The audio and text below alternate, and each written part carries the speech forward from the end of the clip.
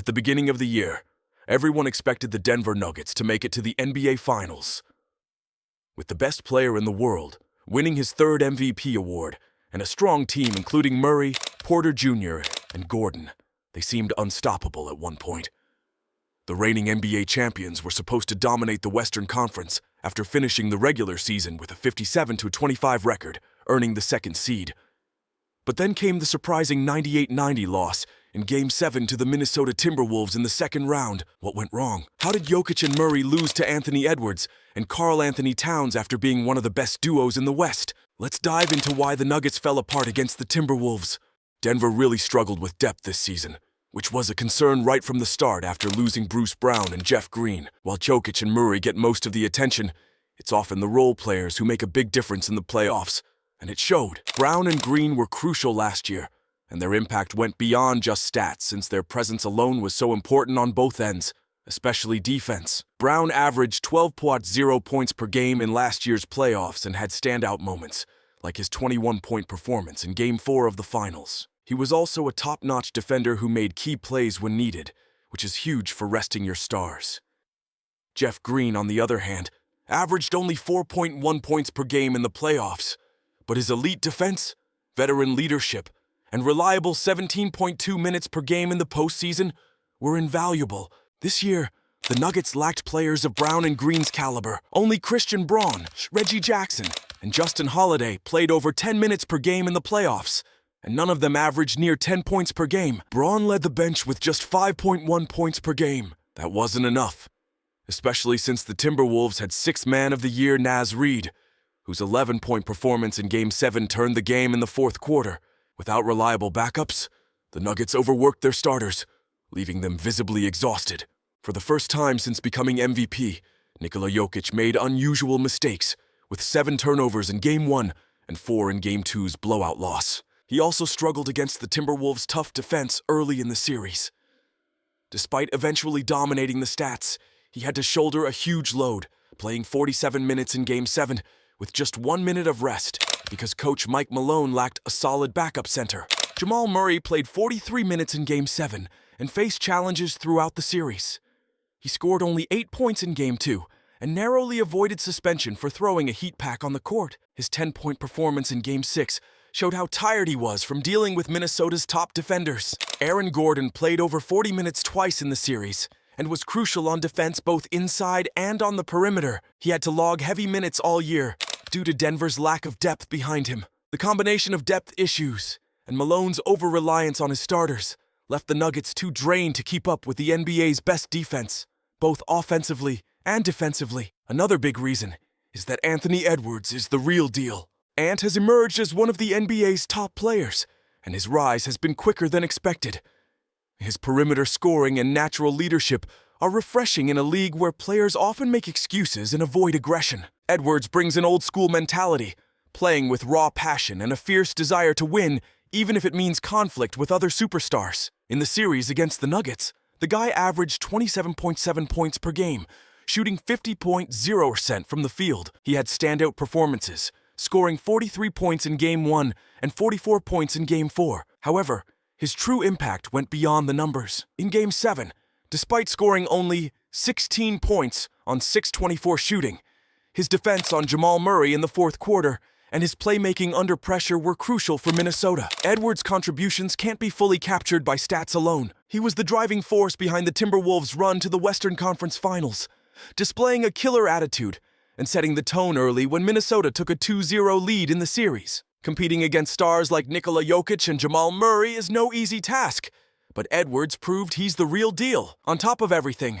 Denver hasn't faced defense like the one Wolves pressed them with. The Minnesota Timberwolves are the NBA's best defensive team, and they showed it with full capacity. They finished first in the regular season in opponent points per game, 106.5, and had a 4-time Defensive Player of the Year on their side. In Games 1 and 2, the Timberwolves overwhelmed the Nuggets with active hands and quick switches, jumping to a 2-0 series lead. Although their defense faltered a bit, they regained form in Games 6 and 7. In Game 6, the Nuggets were held to just 70 points, shooting a mere 30.2% from the field and 19.4% from three-point range. These numbers are almost unheard of in today's NBA, where defense at this level is rare. In Game 7, the Nuggets managed only 90 points and shot 24.2% from three, highlighting the Timberwolves' excellent perimeter switching. They doubled Jokic at the right times and consistently contested shots. Rudy Gobert, often criticized, delivered a crucial performance in Game 7. While he couldn't stop Jokic from grabbing 19 rebounds,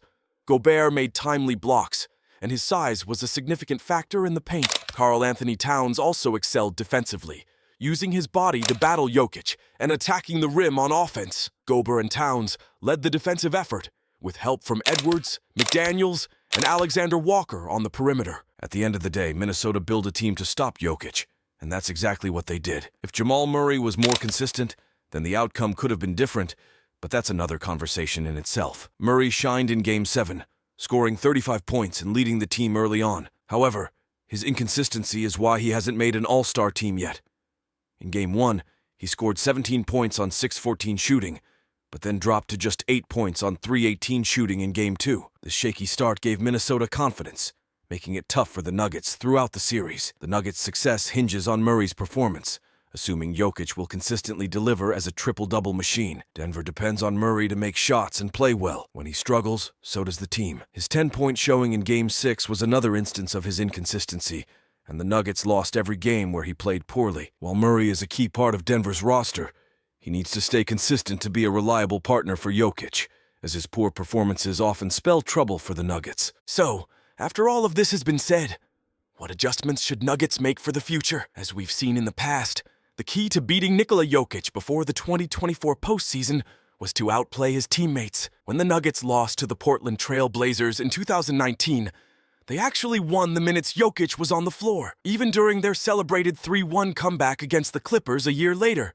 The series might not have gone to 7 games if the Nuggets had managed to hold on during Jokic's rest periods. In the 22-21 playoffs, Jokic played without Jamal Murray, and in 22, he was missing both Murray and Michael Porter Jr. For the past several years, the strategy against the Nuggets was straightforward. If Jokic and his team were at full strength, he would dominate, and you could only hope to outscore his teammates when he rested. If his teammates were injured, you had a chance. That's what makes Denver's second-round loss to the Minnesota Timberwolves so shocking. There are no excuses here. Minnesota didn't just win when Jokic rested. Jamal Murray was playing hurt, but he was still on the court, and every Nugget in the rotation was available for all 7 games. Jokic had his teammates, but it didn't matter. The Timberwolves didn't just beat the Nuggets.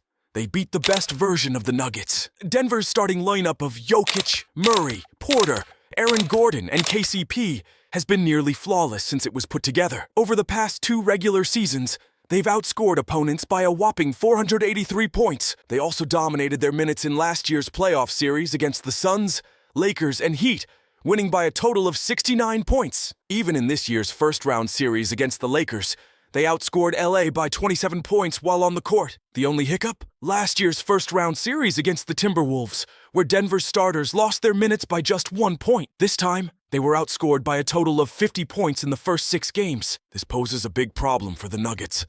There's no easy fix.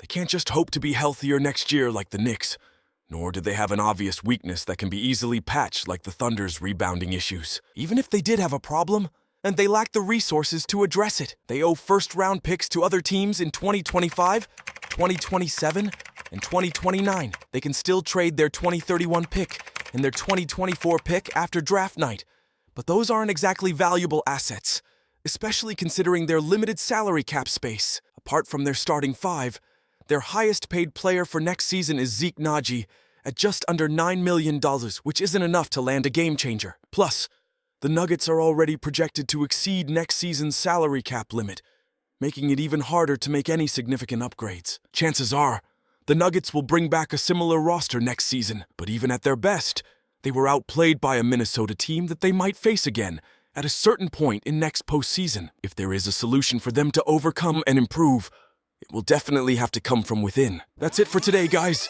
We hope you've enjoyed this video. Feel free to tell us what you think of Denver's playoffs run this year, and how far do you think the Wolves will go. Also, make sure to hit that subscribe button to keep up with this year's playoffs.